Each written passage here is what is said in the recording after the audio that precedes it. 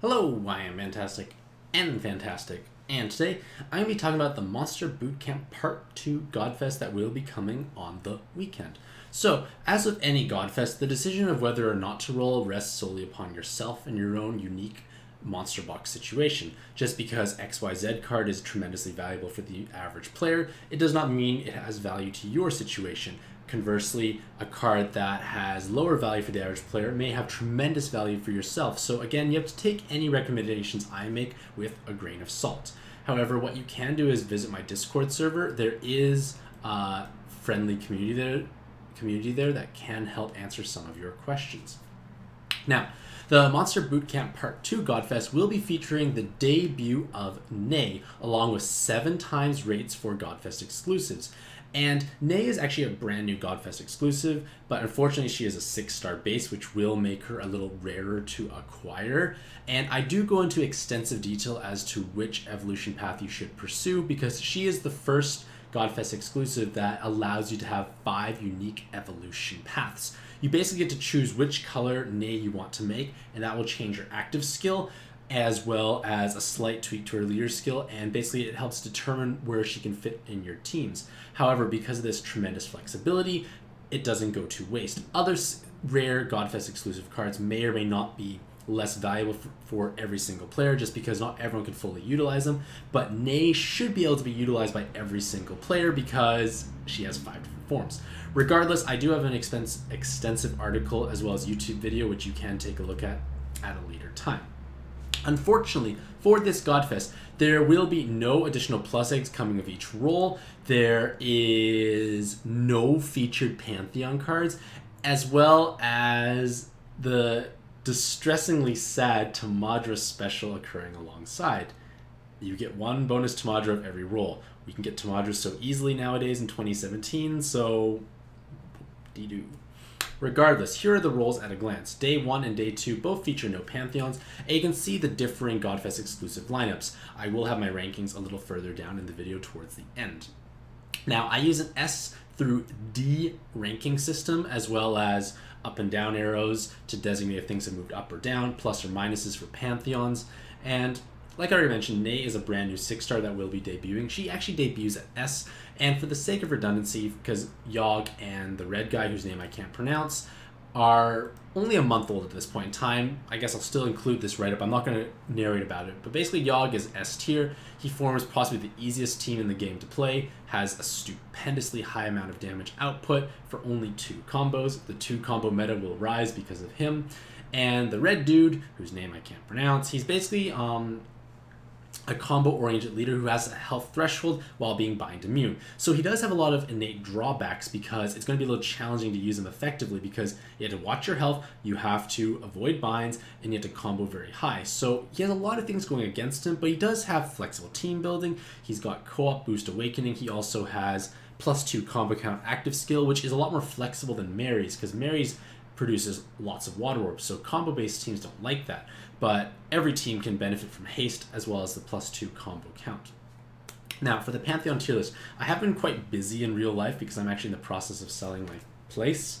So there's people coming in and out basically every single day, and also I have been fighting with a computer, which is now working, which is why we have this vantage back for, compared to when I was streaming / recording the other side. So I got some things sorted out, but things have been busy. I haven't been able to keep up as closely as I'd like to. However, I did make a few changes to my Pantheon tier list.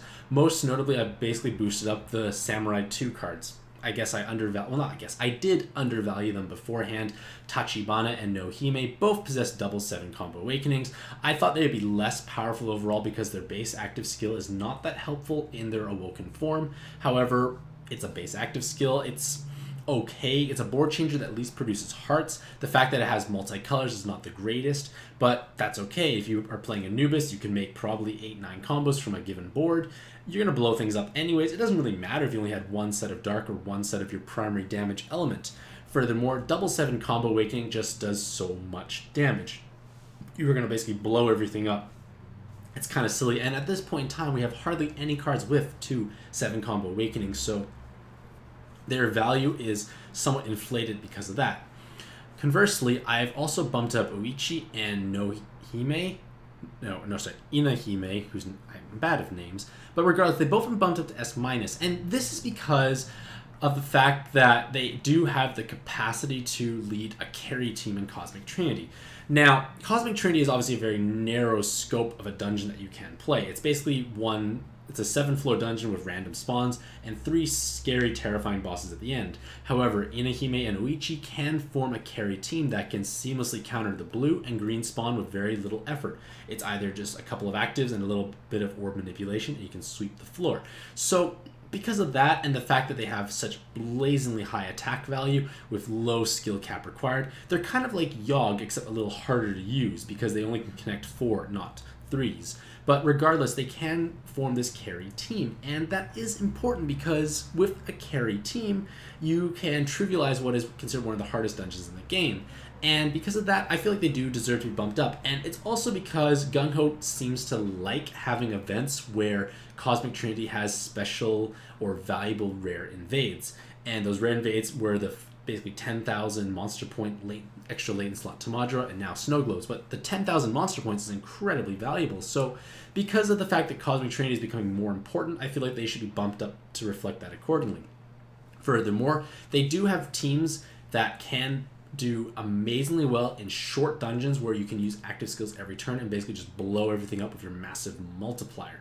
So because of that, I decided to bump them both up because they have efficient carrying potential, and I do have a video of them in action on my YouTube channel. You can click that or basically glance for it later on. Godfest exclusive tier list. I, again, have been very busy. I haven't had time to really look at any of the new cards that have been announced / released or evolutions for Japan, so things may be slightly outdated for some of the Godfest exclusives, so I haven't made any changes. I basically just have Ney debuting at S, which is somewhat expected, to be honest, and basically I will hopefully get a chance to maybe in the next couple of weeks look at everything in more detail, because again, things have been hectic in real life. So look at all the Pantheons that are featured for this Godfest. So many. Just bear in mind that there are no Pantheons, so it may lower the overall rolling rates of featured cards. Furthermore, we have no valuable Carnival. We have 1+ Tamadra every roll. Okay, we have Tamadra Infestation in the Coin Dungeon tab. Like, no real value. So, putting this all together, so basically we have 7 times rates for all these featured Godfest exclusives, and it becomes quite apparent that Day 2 is significantly more stacked. You basically transferred a lot of the C rank cards and replaced them with S rank cards, so that is something to keep in mind because, in my opinion, overall for the average player, Day 2 has far more value. You have many more desirable cards to acquire, as well as a lot of those S tier cards being valuable in duplicates. Having multiple skulls can be useful because they're so hard hitting. Dark Callies you need 2 for Raw Dragon. Ilms you want more for ranking dungeons.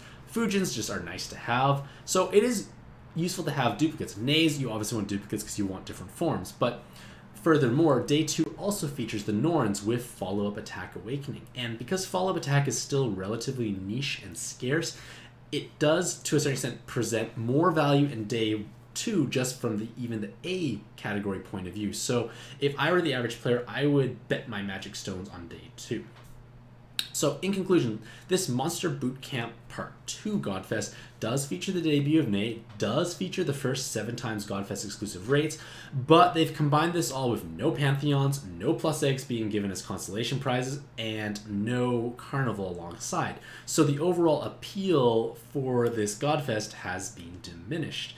Like, to all those naysayers out there who may want Ney, this may not necessarily be the best time to roll her, possibly. But regardless, let me know what you think about this Godfest in the comments below. Do you plan on rolling? What do you hope to acquire? And how many stones do you have to wager? I wish you all the best of luck in your own pad adventures, and happy puzzling!